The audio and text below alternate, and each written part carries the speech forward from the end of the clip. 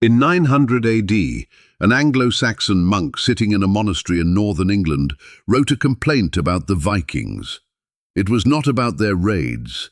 It was not about their ships. It was not about the violence that had been visited upon his community and his neighbours for the past century. The complaint was that Viking men washed their hair too often, changed their clothes too frequently, and were in general so much better groomed than the local Anglo-Saxon men that English women found them attractive. This was a real complaint made by a real person about a real problem he had observed and found sufficiently troubling to record for posterity. The Vikings, the people who feature in popular culture as unwashed berserkers in horned helmets, were, by the standards of 9th and 10th century Europe, remarkably clean. They combed their hair every day. They bathed once a week, which in 900 AD was not a sign of neglect, but of unusual personal fastidiousness. They carried small folding combs, tweezers, and ear spoons in leather pouches as standard personal equipment alongside their weapons. They were, in the estimation of every neighbouring culture that encountered them, suspiciously well groomed for people who had just burned your village. This video is about where they went home to after the burning. The longhouse was not quite what the cleanliness suggested. The Viking longhouse, the langhus, was the fundamental unit of Norse domestic architecture, found across Scandinavia, Iceland, Greenland, and wherever Norse settlers established permanent communities. It was long, which the name correctly implies, typically between 15 and 75 meters in length, depending on the wealth and status of the household. It was built of whatever materials the local environment provided: timber in forested Norway and Sweden, turf and stone in treeless Iceland, a combination in between in Denmark, and the settled areas of England and Ireland. The walls were thick, the roof was low, and the windows were small or non-existent, because in a Scandinavian winter the primary architectural goal was retaining heat, and the secondary goal was everything else. The longhouse was divided roughly into two sections. The human end contained the hearth, a long central fire pit that ran down the middle of the room with no chimney, only a smoke hole in the roof. The sleeping benches along the walls, the storage, and the area where the family ate, worked, and conducted the social business of daily life. The animal end contained the cattle, the sheep, the goats, and the horses that the household owned. The two ends were separated by a low partition, or sometimes by nothing at all. The animals were not guests, they were the heating system. A Scandinavian winter in 900 AD was a serious proposition. Temperatures in coastal Norway routinely dropped to -15 or 20 degrees Celsius. In Iceland, where Norse settlers had been establishing communities since approximately 870 AD, the winters were longer, darker, and characterized by the particular combination of cold, wind, and geographical isolation that made survival a full-time occupation rather than a background condition. The longhouse in winter was heated by two sources: the central hearth and the animals. A cow produces approximately 1,000 watts of heat continuously, roughly the output of a small electric space heater, simply by existing and digesting. A longhouse with 20 cattle in the animal end was receiving approximately 20 kilowatts of continuous free heating from the livestock alone. This was not incidental to the design, it was the design. Norse farmers built their houses around their animals, not because they were indifferent to the distinction between living quarters and a barn, but because in a Scandinavian winter, the distinction between a house with cattle and a house without cattle was frequently the distinction between a family that survived and a family that did not. The smell was the price of survival. The Norse paid it without apparent complaint, which either indicates a high tolerance for bovine odour or a practical understanding of the alternative that made complaint seem beside the point. Scena 4. Dim. The central hearth of the longhouse burned continuously throughout the winter months, and the smoke it produced had nowhere to go except up through the smoke hole in the roof, a small opening that, in wet or windy weather, functioned imperfectly as a ventilation system. The interior of a longhouse in winter was perpetually smoky. Archaeological analysis of Norse skeletal remains has found consistent evidence of respiratory conditions in the populations that lived in longhouses. Changes in bone structure and dental wear consistent with chronic exposure to smoke inhalation over years and decades. The Norse were not unaware of the smoke. They managed it with the pragmatism that characterized their approach to most environmental discomforts, by positioning sleeping benches at the lowest level where the air was relatively cleaner, by managing the fire carefully to produce the least smoke consistent with adequate heat, and by spending as much of the winter as possible in the smoky interior, because the alternative was outside in the dark in -15 degrees. The smoke also served a function. Meat and fish hung from the rafters above the hearth were preserved by the continuous cold smoking that the longhouse fire provided, an accidental food preservation system that the Norse took advantage of, whether or not they fully understood the mechanism. The rafters of a Norse longhouse in winter were hung with preserved food. The air that preserved the food was the same air the household was breathing. The Norse considered this efficient. They were not wrong. So the longhouse was not a democratic space. At the center of the human end, in the high seat, the undvegisúlur, the carved wooden pillars that flanked the seat of honor, sat the head of the household, the bundi, whose position at the hearth was both literally and symbolically central to the life of the longhouse. The family members arranged themselves around the hearth on sleeping benches, whose position reflected their status in the household hierarchy. At the furthest end from the high seat, in the area closest to the animals, slept the thralls, the slaves, who constituted a significant portion of the Norse labor force, and whose legal and social position was approximately equivalent to that of the cattle they slept beside. The thrall population of Norse society is one of the least discussed aspects of Viking culture in popular history, and one of the most significant in actual history. Estimates of the proportion of the Norse population that was enslaved vary widely, but figures of 10 to 30% are common in the scholarly literature. The slave trade was a primary economic driver of Viking expansion. The raids on coastal monasteries and settlements that make Norse history dramatic were, among other things, labor acquisition operations. The thralls who survived the raid and the sea crossing ended up in the animal end of a longhouse in Norway or Iceland, sleeping next to the cattle in the smoke, doing the work that the free members of the household did not want to do. The sagas occasionally mention individual thralls by name, usually in the context of their death. Scena 6. Edda. The Norse diet in 900 AD was, by the standards of medieval Europe, reasonably varied and reasonably nutritious, a fact that the archaeological record supports through skeletal analysis showing average heights and general health indicators comparable to or better than contemporary populations in England and France.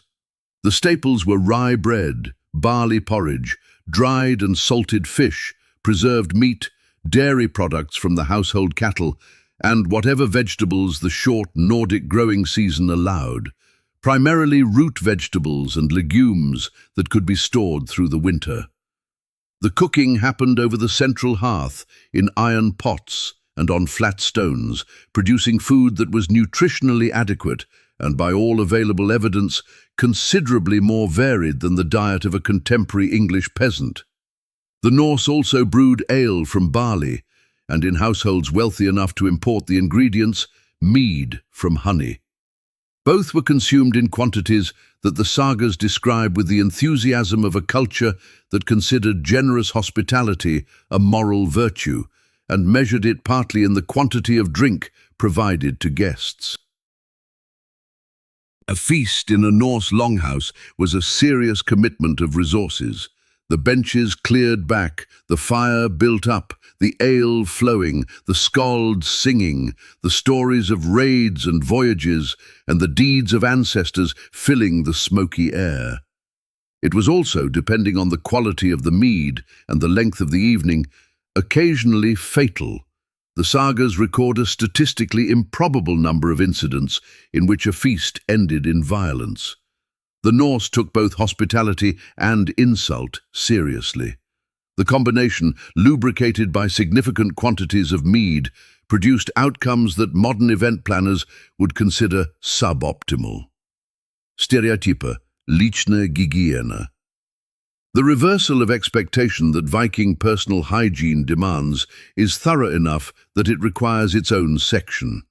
The image of the unwashed Viking, the hairy, malodorous berserker who has not encountered soap in years, is one of the most persistent misconceptions in popular history and one of the least supported by the available evidence. Archaeological finds from Norse sites across Scandinavia and the British Isles consistently include personal grooming implements, combs made from antler or bone, tweezers, ear spoons, razors, and in some cases, small mirrors. These were not luxury items owned by wealthy individuals. They were standard personal equipment found in the graves of ordinary Norse men and women across the social spectrum. The Icelandic sagas, the literary record of Norse culture compiled in the 12th and 13th centuries from oral traditions considerably older, describe regular bathing as a social expectation rather than an unusual personal choice. The laugardagr, Saturday, literally washing day, was the designated bath day in Norse culture, a weekly ritual that the name preserves in the Scandinavian languages to this day. Saturday in Swedish is lördag. In Danish and Norwegian it is lørdag. The etymology means washing day. It has meant washing day for over 1,000 years. The Anglo-Saxon monk who complained about Viking grooming was not making a cultural observation. He was making a competitive observation. The Vikings were, by the standards of 900 AD England, better looking than the locals. The locals noticed. The monk wrote it down. History preserved it. Scena voice. Opasnost vnutri doma. The longhouse in winter was warm, dark, and full of hazards that the Norse managed with the practical competence of people who had been managing them for generations.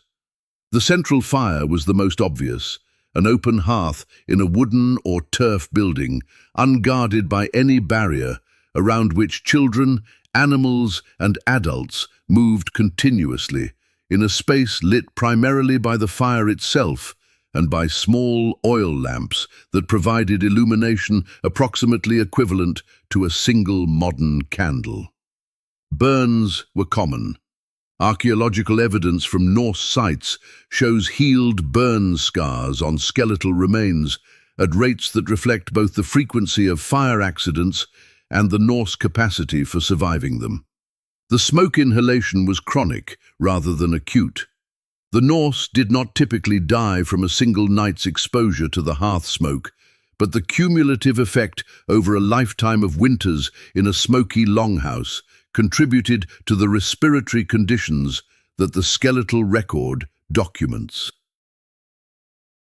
The animals in the animal end presented their own category of risk, not primarily from aggression, but from the simple physical reality of large animals in confined spaces. A cattle stall in a Norse longhouse was not a modern agricultural facility with adequate clearances and safety margins. It was a wooden partition in a building where people slept a few feet from animals that outweighed them by several hundred kilograms and moved unpredictably in the dark. The Norse managed this with the familiarity of people who had been living with cattle since childhood. Familiarity reduced the risk. It did not eliminate it. Scandinavian, Norse. The longhouse at night in winter was dark in a way that modern experience does not prepare you for. Above the Arctic Circle, where many Norse communities were located, the winter months brought near total darkness. Days of a few hours of grey light, followed by 18 or 20 hours of complete night. The fire provided light as well as heat, and the Norse managed the fire carefully through the night to prevent it going out, a serious problem in a building where relighting required striking sparks from flint and steel in the cold dark. The sleeping benches along the walls accommodated the household in a communal arrangement that had no regard for modern privacy expectations. The family, the extended household, visiting guests, and in some cases the thralls, all slept in the same large room, separated by position and bedding rather than by walls or doors. The bedding was typically animal skins and wool blankets, which were warm and effective insulation against the cold that seeped through the walls despite the cattle and the fire. The noise of a longhouse at night included the breathing and movement of the humans, the sounds of the cattle shifting and lowing in the animal end, and the wind against the walls and roof, which in a Scandinavian winter was not a gentle background sound, but a sustained physical force that tested the construction of the building on a nightly basis. The Norse slept anyway. People who spend their days doing the physical labor required to survive a Scandinavian winter tend to sleep effectively regardless of ambient conditions. This is one of the few unambiguous advantages of the longhouse lifestyle. Scena desete, Islandia. The Norse settlement of Iceland, which began around 870 AD and was largely complete by 930, produced a variation of the longhouse tradition that adapted the basic design to conditions considerably more extreme than those of mainland Scandinavia. Iceland had no native timber of any significance. The longhouses of Iceland were built primarily of turf, cut blocks of earth and grass stacked to form walls several feet thick that provided insulation against the Icelandic winter that no timber construction could match. The turf longhouse was warm, dark, and damp. The grass in the turf walls continued to grow, attracted insects, and required periodic maintenance to prevent the walls from deteriorating faster than the household could repair them. Iceland also had no native land mammals except the Arctic fox, which meant that the cattle, sheep, horses, and pigs that the Norse settlers brought with them were entirely imported populations, living in an environment their biology had not evolved for. The settlers had not evolved for it either. The first generations of Icelandic Norse experienced crop failures, livestock losses, and the particular psychological challenge of a landscape that offered no trees, few resources, and winter darkness so complete that the Icelandic sagas developed an entire literary tradition around the concept of the long dark and the things that moved in it. The Norse settled Iceland anyway. They built their turf longhouses, put the cattle at one end, sat by their fires, and composed the sagas. The sagas are still read. The longhouses are archaeological sites. The cattle did not survive the transition to modernity, but their descendants are the Icelandic cattle breed, which is still raised in Iceland today, and which is, by all accounts, considerably better housed than its ancestors.